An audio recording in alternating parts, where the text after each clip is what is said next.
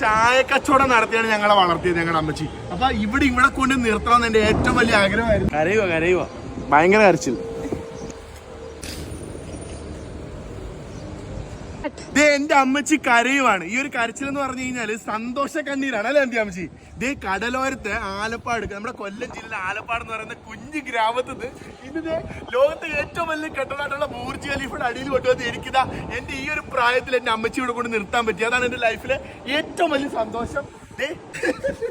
കണ്ടല്ല, ഒരു രക്ഷയില്ല. എന്റെ ലൈഫിലെ ഏറ്റവും പ്രീഷ്യസ് മൊമെന്റിലൂടെയാണ് ഞാൻ പോകുന്നത്. ഞങ്ങൾ 1 മാസത്തേക്ക് ദുബായിൽ ഉണ്ടാവും. നമുക്ക് അടിച്ച് പൊളിക്കണം. ഹാപ്പി അല്ലേ?